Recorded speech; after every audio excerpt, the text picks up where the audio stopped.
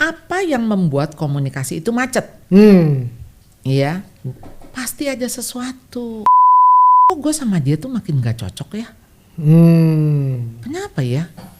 Kok makin lama gue kayaknya salah pilih orang deh.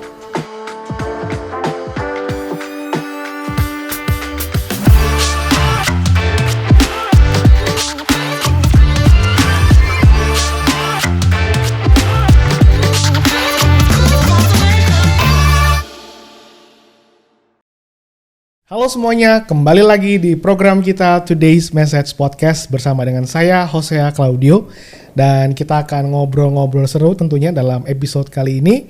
Dan sudah ada di studio langsung saja Ibu Charlotte Friatna. Halo Bu Charlotte. Halo Hosea. Thank you ya Bu ya, ada kesempatan untuk bisa kita ngobrol lagi di podcast kali ini. Nah Bu, kali ini kita mau bicara soal marriage nih Bu, tentang pernikahan, dan khususnya adalah about communication. Iya. Ya, komunikasi dalam pernikahan.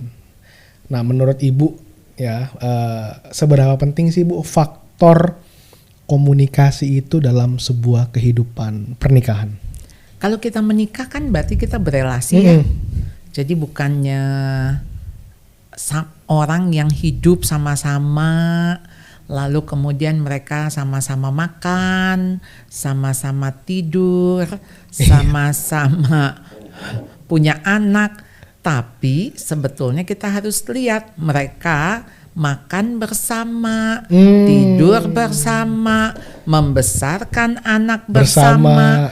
Jadi ada kebersamaan. Betul. Jadi bukan soal sama-sama, ya. Bukan cuman kayak bareng tinggal ya gitu begitu. Ya. Nah, ketika kebersamaan itu ada, pasti di dalamnya ada interaksi. Ada komunikasi, ya, sehingga bagaimana mereka berelasi, betul. Di dalam kebersamaan itu, betul. Kan ada kerjasama, ya. Bagaimana supaya gerak itu menjadi senada, ya, supaya nggak yang satu ke kiri satu ke kanan. Itu jadi nggak ada kebersamaan, ya. Nah, jadi dengan konteks sekarang di keluarga ini kan apalagi gadget nih ya. Nah, betul Bu. Kan bisa duduk, sama-sama duduk. Saya sering lihat tuh kalau lagi di restoran tuh ya Bu, anak, bapak, emak, apa istri gitu nggak ada yang ngobrol tapi sama-sama duduk, sama-sama makan, tapi tidak ada kebersamaan, interaksi. Nah, interaksi itu bagaimana nih supaya saya bisa berinteraksi, supaya saya bisa nyambung. Harus ada komunikasi. Komunikasi itu yang Allah ciptakan di dalam diri manusia, dan sebetulnya karena Allah sendiri kan Allah yang berkomunikasi ya sama kita ya. Benar. Dan Allah berelasi kan? Iya. Allah Bapa, Allah Anak, Allah Roh Kudus. Nah, ketika relasi komunikasi itu ada sebagai gambar dan sifat Allah, itu juga ada di dalam kita sebagai manusia yang berelasi, manusia yang berkomunikasi. Ya, nggak bisa manusia tuh hidup sendiri. Dia pasti akan bicara. Sekalipun dia bicara di dalam pikirannya, di dalam hati, pasti dia bicara. Betul.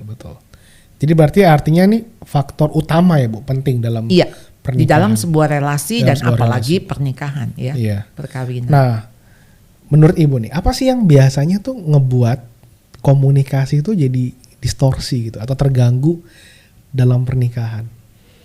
Iya, jadi gini, kan bukannya dia nggak pernah komunikasi ya, waktu pacaran juga pasti udah komunikasi. Betul. Kan bukan zaman Siti Nurbaya yang tahu-tahu waktu nikah dia baru lihat gitu Iya, benar. Pasangannya siapa dia gitu ya.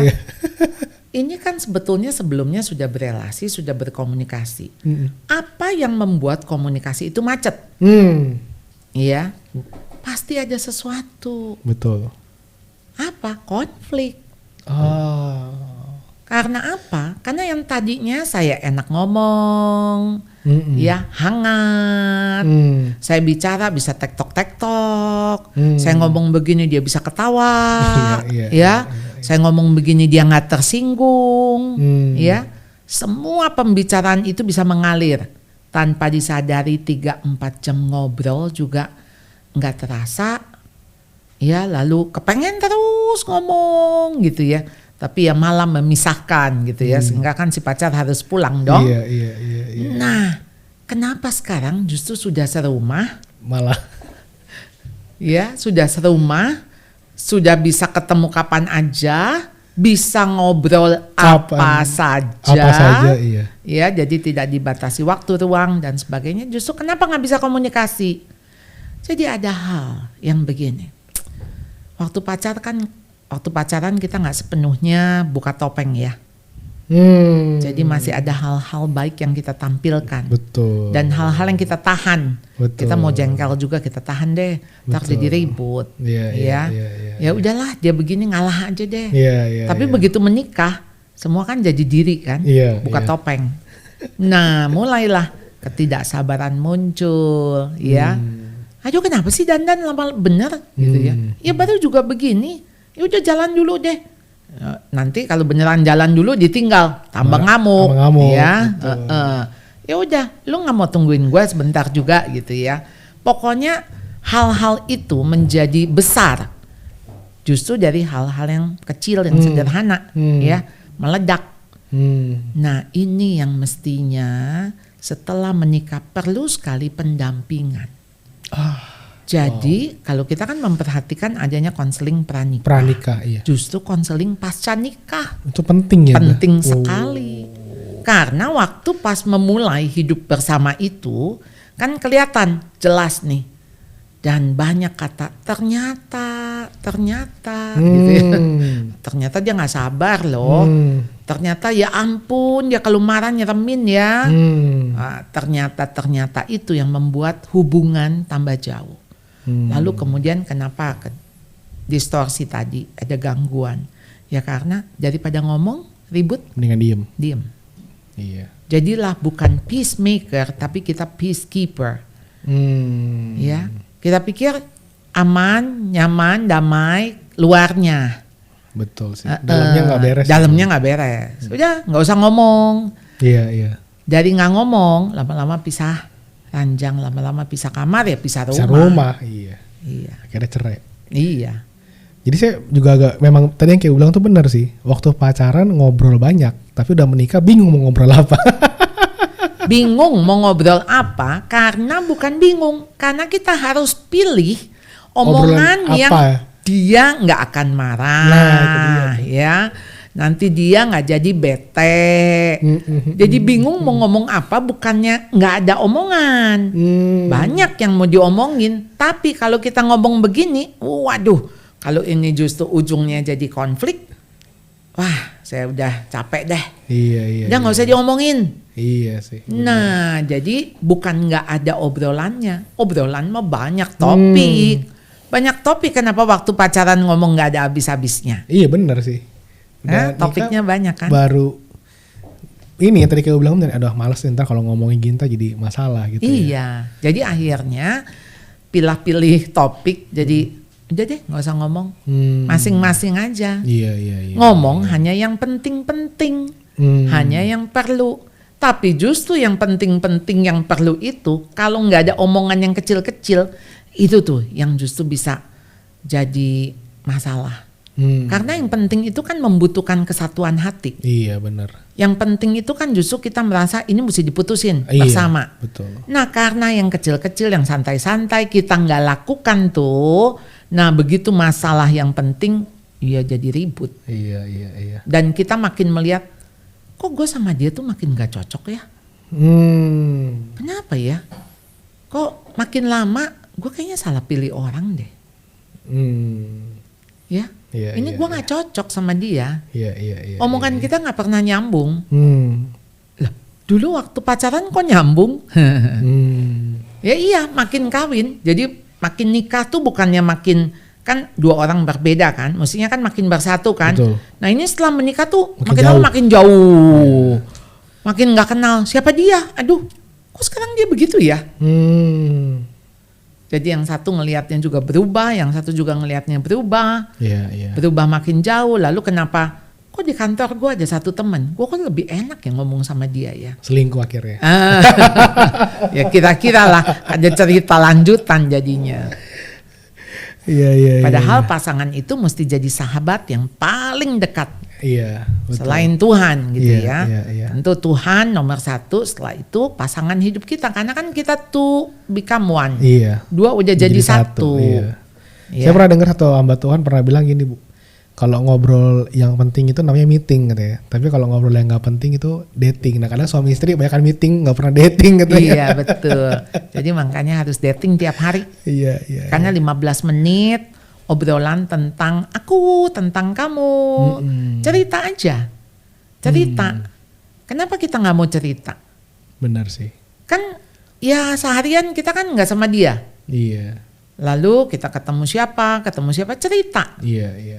Nah kalau cerita itu kan hal nggak penting sebetulnya. Betul. Kan udah jadi ceritaan kan. Udah terjadi lah, terus diulang lagi gitu. Tapi cerita itu, story itu membuat kita nyambung. Kita juga kalau ketemu teman yang udah lama nggak ketemu kan kita cuman cerita. Iya benar sih Bu. Kadang bernostalgia yang dulu pernah kita lakuin bareng gitu kan. Dan itu cerita. Dan cerita itu ternyata menghidupkan ya, menghidupkan relasi gitu loh. Jadi kayak ada keterkaitan dengan cerita gitu kan. Walaupun cerita itu tentang dia, ya cerita kan bisa cerita sedih, cerita senang, cerita apa terserah. Tapi berceritalah. Sekarang udah nggak ada cerita. Iya sih. Iya, yang tadi meeting. Ini ada kayak gini nih. Ini kita mesti gimana nih? Iya, langsung cuma masalah doang yang di. Iya, ini kayak gini nih. Jadi mesti gimana? Putusin. Ya benar sih meeting jadinya. Iya. Wow. Nah Bu, berikutnya nih, apakah kehadiran anak? Nah ini saya pernah dapat ini ya. Kehadiran anak dapat mengurangi waktu komunikasi suami dan istri. Jadi karena ada anak, mungkin jadi istri ya fokus belajar, ngurusin anak, apa segala macam. Sampai waktu ketemu malam, suaminya udah capek, tidur, pagi udah berangkat kerja lagi, dan terus terulang seperti itu. Nah itu bagaimana menurut Ibu? Bisa kalau kita melihat anak itu justru menjadi fokus kita. Fokus utama. Ya. Dan ini sebetulnya yang sangat berbahaya. Ketika anak sudah menjadi center dari seluruh keluarga, sudah menjadi pusat. Kalau anak kita lihat jadi lebih penting daripada pasangan kita. Nah udah deh kacau. Karena apa? Kita kalau ngomong pun tentang anak. Topik anak. Semua demi anak. Sedangkan si pasangan itu dia butuh. Ada kebutuhan emosinya, ada kebutuhan untuk dia ditemani, ada kebutuhan untuk dia bercerita, didengarkan. Iya. Nah, jadi fokusnya tetap harus relasi suami istri. Karena kalau relasi suami istri ini tidak dianggap penting, yang dianggap penting hanya relasi orang tua anak. Kan kita udah punya anak nih, demi anak. Iya benar. Wah, itu justru kacau. Nah kalau kita mau relasi orang tua anak itu beres, maka yang harus dibereskan adalah relasi suami istri. Makanya kan harus ada dating. Iya, benar, karena begini, begitu punya anak, udah deh kita nggak penting pergi berdua, makan berdua, ngapain? Iya. Gitu kok kita kayaknya egois sih ninggalin anak. Gitu, Bu. Benar Bu, sering terjadi Bu. Jadi justru waktu Anda bisa berdua, Anda punya waktu, bisa ngobrol, bisa bercengkrama, canda-canda, ketawa, seneng kan? Pulang ngelihat anak juga nggak langsung naik tanduknya gitu ya. Jadi ngelihat anak juga jadi lucu gitu kan? Karena apa? Karena kita berdua nih beres. Dan kita nggak merasa sendirian waktu mendidik anak. Jadi ketika ada masalah misalnya anak ini, gimana nih? Kita angkat. Ya, kita gendong atau kita kitik-kitikin. Nah, gitu kan. Jadi santai. Iya. Nanganinnya. Kan anak ngambek, mungkin mama tadi mama pergi, aku nggak diajak, gitu ya. Ya biasalah ya, merengek. Kalau kita hubungan dengan beres, kita jadi ngelihatnya apa? Nambah beban lagi. Nah, jadi ketika anak merengek, ya bisa disamperin dengan santai, ya. Ayo, ini mama udah pulang, ini papa udah pulang, mau dikitikin atau kamu mau kesini, mau papa gendong, papa bawain ini loh, gitu. Akan beda. Tapi kalau kita sendiri nih suami istri udah ribut, udah tengkar, kita ngelihat anak jadi apa? Apalagi anaknya mukanya mirip bapaknya. Kalau mirip sama bapaknya, langsung ya. double. Iya. Saya pernah nemuin loh buat kejadian itu tadi. Saking dia kesel sama anaknya, sama bapaknya, anaknya mirip, dibanting anaknya sama mamanya gitu. Karena dia nggak bisa lampiasin ke bapaknya, dia lampiasin ke anak ya. Iya. Itu kan jadi makanya kasihan anaknya. Tapi prakteknya gimana ya Bu? Kan kadang-kadang ada beberapa orang juga ketika diskusi bertanya gitu, prakteknya bagaimana? Kan memang ketika anak, apalagi kalau anaknya mungkin masih lebih kecil gitu kan ya, memang ya perlu ada waktu sama orang tuanya kan, maksudnya ya namanya anak kecil kan mesti makan disuapin atau apa gitu-gitu kan yang perlu di nurture lah gitu lah. Nah terus bagaimana mengatur waktunya supaya ada waktu-waktu tadi datingnya itu gitu loh Bu? Iya, kita ini kan sebetulnya tinggal kita bisa ngatur ya. Tadi kan masalahnya ketika anak harus jadi utama. Maka kalau anak utama nggak akan kita berani ninggalin. Oke. Sekarang kalau kita tahu betapa pentingnya kita pergi berdua, kita harus rela anak kita titipkan ke orang tua, ya. Anak kita harus, maksudnya ini rela nggak nih orang tua untuk jagain, ya selama 2 hari begitu, tentu jangan 2 minggu ya. 2 hari coba dilepas dulu, pergilah berdua honeymoon, ya. Perlu waktu untuk berdua. Nah waktu berdua juga jangan mikirinnya anak ya. Iya. Telepon anak udah makan belum ya gitu ya. Jadi tetap walaupun berdua hatinya ada di situ kan. Nah jadi memang hati kita dulu prioritasnya siapa. Kita harus lebih mencintai pasangan daripada anak. Kira-kira begitu. Iya. Sekarang jangan lebih mencintai anak daripada pasangan. Iya. Benar. Kalau dulu waktu masih pacaran kita kan cari ya, oh kamu udah pulang belum, udah apa. Sekarang kalau udah punya anak kan begitu pulang, si ini mana gitu ya, nanya sama pasangannya, mamanya nggak dicari. Iya, padahal mamanya ada di situ. Iya. Jadi begitu kita sudah punya anak, justru kita nanya anak, mama mana? Supaya anak tahu bahwa yang utama di hati papa tuh mamanya. Wow. Jadi nanya dulu mama mana gitu. Ya bukan nanya mamahnya, anak mana. Iya. Ya kalau ketemu mamanya kan yang dipeluk, dicium gitu ya. Iya. Nah Bu, ini ada berikutnya Bu.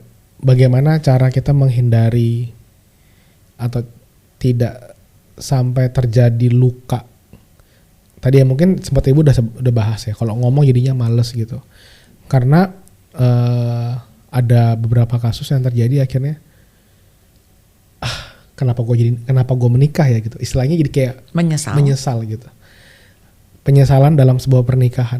Nah itu gimana Bu mengatasinya Bu? Iya, kita kan sebelum menikah juga kita udah punya luka, luka-luka dari masa lalu kita, dari kita dibesarkan oleh orang tua, ya luka kegagalan kita, ya banyak luka-luka. Jadi kita tuh membawa koper-koper masa lalu kita masuk ke dalam pernikahan. Dan ya itu sebabnya kenapa perlu sekali pendampingan kepada orang yang baru menikah. Supaya sebetulnya koper-koper itu, beban-beban itu mestinya ditanggalkan. Iya sih benar. Ya, jadi jangan kebawa. Nah ya mesti butuh konseling, ya butuh terapi. Sehingga kamu gak masuk tuh membawa seperangkat luka masa lalu. Iya. Lalu kamu bikin luka baru dengan lukamu, jadi nambah gitu kan. Harus sembuh. Iya. Jadi kalau belum sembuh, ya jangan dulu. Karena begitu menikah, jangan pikir ini ada di dunia dongeng, 1001 malam. Karena kadang-kadang karena kita nonton film, kesannya tuh happy ending gitu ya. Nah. Padahal begitu menikah baru starting kan, baru mulai. Nanti suami di PHK, kemudian anak lahir dengan konteks ada masalah, entah kesehatannya, ya entah mentalnya. Masalah-masalah tuh akan datang seperti badai yang tidak terduga. Lalu bagaimana kita mengharap bahwa ini hidup di di negeri dongeng 1001 malam kan itu mustahil ya. Iya betul. Iya. Jadi dari Ibu tadi pesannya adalah perlu yang namanya pendampingan itu ya, supaya luka-luka apa yang memang pernah terjadi itu bisa dibereskan gitu ya. Betul. Berapa lama Bu kira-kira, maksudnya berapa tahun pernikahan kita perlu dalam proses pendampingan itu sebaiknya? Iya, mungkin awal-awal yang perlu ya. Jadi kalau bisa ada mentor, ya pasangan mentor untuk mendampingi gitu kan. Jadi tahunya, oh iya dulu juga kita ributnya masalah odol, kemudian kita ributnya juga masalah ngorok ya, misalnya, atau ribut masalah apa gitu loh. Ya kita waktu itu bagaimana menyelesaikannya gitu ya. Ketika lupa janji ini, ketika masukin baju kotor ke situ, ketika pulang kondisi rumah berantakan gitu. Hal-hal yang sebelum itu kan kita nggak pernah latihan ya. Bener sih. Kan kita nggak pernah latihan untuk hidup bersama. Iya. Dan memang nggak boleh Nggak juga. boleh, iya. Nggak boleh. Iya. Tapi kita disiapkan. Nah waktu itu terjadi, perlu sekali itu pendampingan awal-awal. Tiap bulan aja ketemu santai. Gitu, konflik-konflik apa nih ya sekarang yang bikin kamu kesel, gitu, yang bikin istrinya kesel, gitu. Jadi, oh ternyata begini ya, cewek tuh kalau begini kayak begini ya, aduh kalau udah bad mood gitu misalnya. Iya. Nah hal-hal seperti itu. Benar sih, karena kalau enggak dengan tanpa adanya pengalaman kita di masa sebelumnya kan yang tadi bilang nggak bisa kan, pernikahan tuh kan sekali mulai tarang baru kayak kita baru masuk ke dalam dunia yang baru gitu kan. Iya. Jadi emang perlu pendampingan itu ya. Pernikahan dan punya anak yang kita udah dikasih ijazahnya dulu. Baru belajar. Baru belajar. Karena kalau ya maksudnya aktenya itu kan, akte nikah, akte lahir gitu ya. Kalau kita kan yang lain mah belajar dulu. Baru dapat ijazahnya terakhir ya. Lulus, baru dapat ijazahnya. Menikah dan kita punya anak. Justru kita udah dapat dulu nih sertifikatnya nih gitu ya. Setelah itu baru belajar, jatuh bangun. Oke. Nah Bu, gimana kalau misalnya ada satu kondisi, karena ngomong soal komunikasi ya. Ada suami yang merasa nggak betah kalau istrinya tuh udah lagi cerita gitu. Jadi kan yang tadi Ibu bilang bisa sering kali kan istri cerita tuh kisah yang udah terjadi. Bahkan kadang ada yang merasa ini diulang-ulang mulu, lu kan udah cerita kemarin, lu cerita lagi sekarang gitu. Nah itu how to handle gitu loh Bu. Mungkin dari Ibu bisa kasih input buat mungkin yang laki-laki nih itu bagaimana gitu Bu. Karena emang perempuan itu kan sukanya cerita gitu ya. Iya, maksudnya ceritanya diulang-ulang. Ya diulang dan panjang gitu kan ya. Mungkin dia kesel sama temen di kantornya atau mungkin di rumah dengan neni gitu ya atau dengan ini. Itu kan kadang-kadang terus di ini. Nah kadang-kadang tuh suami males gitu kan, kayak udah capek jadi kantor, dia dengerin gituan terus nanti lagi deh gitu kan. Ujung-ujungnya istrinya jadi males gitu kan buat ngobrol sama suaminya. Nah memang kan mendengarkan cerita itu perlu kesiapan ya. Nah, kesiapan mendengarkan bukan asal dengar. Iya benar sih. Jadi kalau kita memang capek sekali, boleh nggak dia bilang, Mah ini cerita levelnya apa nih? Kalau level 1 yang artinya sangat penting gitu ya. Level 2 boleh singkat dulu Mah, misalnya judulnya aja, misalnya level 3 atau sampai maksudnya artinya cerita kapan-kapan juga boleh gitu karena ini cerita. Boleh nggak Mas, soalnya aku ini capek banget, aku perlu istirahat gitu, atau aku mau kerja. Jadi itu di ngomongin. Jadi bukan artinya cerita kamu udah nggak menarik. Kamu ngapain sih cerita diulang-ulang? Ya ampun cerita begituan itu mah aduh ini lebay banget lah itu. Dan ingat ya, istri itu bukan sedang mau dapat solusi. Jadi sebetulnya dia hanya ingin bercerita. Pengen denger aja ya. Dengarkan saja. Sambil mengangguk-angguk, sambil oh iya. Kok bisa begitu ya gitu. Tanggapi gitu. Nanti dia bisa menyimpulkan sendiri kok ceritanya. Tapi dia butuh telinga aja untuk jadi reflect kepada dirinya. Iya. Wow. Oke, sebagai bagian yang terakhir Bu.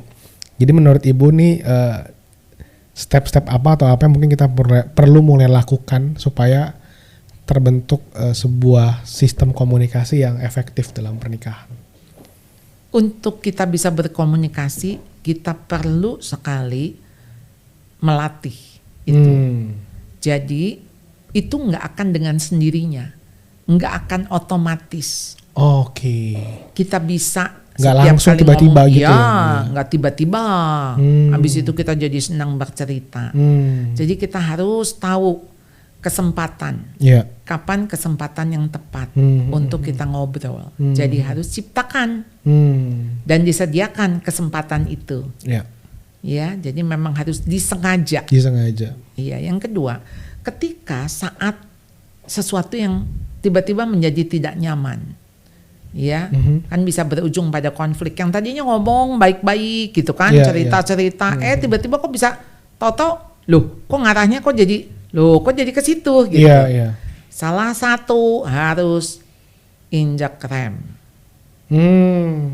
Jangan digas terus ya. Jangan digas, nggak perlu. Ya, makanya jangan marah di waktu yang sama. Kan ada itu suka ya. Ya justru kan marahnya pada waktu yang sama, kalau nggak jadi konflik ya. Tapi maksudnya gini, salah satu harus yang waras, yang sadar. Kalau dua-duanya nggak waras gimana? Iya, kalau dua-duanya nggak waras ya, maksudnya boom gitu kan. Akhirnya ya kita cuman rugi waktu aja, rugi perasaan, rugi. Bahkan kalau ada hal-hal yang akhirnya ngeberesinnya jadi lebih lama. Betul. Konfliknya mah 5 menit. Itunya efeknya panjang. Yang ngebaikinnya 5 bulan. Ya, buat apa gitu loh. Betul sih. Udah, sorry. Udah, satu kata aja. Sorry. Sorry ya. Iya. Ya tapi kamu tuh selalu begitu. Kamu tuh gak pernah mau dengerin aku. Begitu gitu. Ya sorry. Itu kata sorry sebetulnya menjadi satu kata yang menunjukkan kita juga humble, minta maaf. Ya sorry bukan artinya kita selalu melakukan kesalahan loh. Iya, jadi kayak dimurahin gitu ya sorry-nya. Jadi kadang-kadang kan buat pria kayaknya, emang saya salah apa Bu? Saya harus ngomong sorry. Ya nggak harus salah. Iya sih. Iya kan? Sorry ya aku nggak ngerti maksudmu. Sorry ya tadi aku kurang membuat kamu nyaman. Mungkin ada kata-kataku yang kamu juga nggak paham. Sorry ya gitu. Sorry untuk dia, kondisi dia gitu kan. Jadi nggak harus kita seperti melakukan sesuatu yang wah besar gitu. Nah jangan lupa untuk menggunakan kata-kata terima kasih, sorry, permisi gitu ya, untuk menunjukkan kita menghargai. Betul sih. Iya. Betul. Nah itu kata-kata kecil dan selalu coba bumbui dengan kata-kata yang gak formal, yang kalimat-kalimat bentuk cerita, candaan. Kenapa ya kita sama temen bisa maksudnya bercanda gitu loh. Kok sama pasangan nggak bisa bercanda ya? Padahal canda itu tuh menjadi bumbu ya di dalam sebuah relasi ya. Dia main tebak-tebakan kayak cerita lucu kayak apa gitu. Itu sesuatu yang kayak menghidupkan. Betul untuk sih. Apa sih? Untuk bisa ketawa bareng. Ketawa bareng. Terbahak-bahak bersama-sama. Kan itu tuh yang sesuatu yang menurut saya kayak lem yang bikin nempel. Benar sih. Sisi emosi. Tentu kalau bisa nangis bareng, bagus. Nangis sama-sama. Ya. Tapi ketawa bareng itu loh. Ya kalau ngobrol bareng udah biasa ya. Tapi akhirnya jadinya berantem bareng. Ini yang terjadi sering berantem bareng ya. Iya. Tapi yang kita harus bangun tadi bilang sampai harus bisa ketawa bareng. Saling mentertawakan, guyon gitu loh. Kita tuh mesti nganggep pasangan kita tuh sahabat kita. Iya. Dia yang paling dekat di antara semua orang yang ada di dalam hidup kita. Dan dia orang yang paling dekat, yang dengannya kita berjanji. Baik sedih maupun senang, ya susah senang, kaya miskin, sehat sakit. Engkau yang terutama, engkau yang paling ada di dalam hidupku sampai maut memisahkan. Dan itu janji kita kepada Tuhan ya. Betul sih. Jadi kan ini bukan soal tadi seperti teman yang sama-sama tidur, teman yang sama-sama makan. Tapi ini teman tidur, teman makan, teman hidup. Jadi maksudnya teman hidup yang kita bersama-sama dengan dia hidup bersama. Iya. Wow. Ini dalam banget sih. Dan memang perlu untuk mulai dibangun dalam kehidupan pernikahan kita ya Bu ya. Iya. Nggak bisa cuman sekedar oh ini bagus tapi kita nggak pernah mau coba gitu. Karena kan seringkali orang banyak belajar tapi begitu sudah mulai dipraktekin males gitu. Atau bahkan mungkin bisa berujung kepada keengganan gitu. Iya betul. Oke. Ya. Thank you banget buat sharing dari Bu Charlotte, dan saya percaya juga memberkati Anda semua. Mari sama-sama kita mulai membangun sebuah komunikasi yang efektif ya Bu ya dalam pernikahan, supaya benar-benar pernikahan kita bermakna dan bahkan bisa menjadi berkat buat keturunan-keturunan di bawah kita ya Bu. Sampai jumpa di minggu depan, dan jangan lupa untuk bisa klik subscribe dan tombol loncengnya pada YouTube channel Today's Message. Saya Jose Claudio, pamit undur diri. Tuhan Yesus memberkati.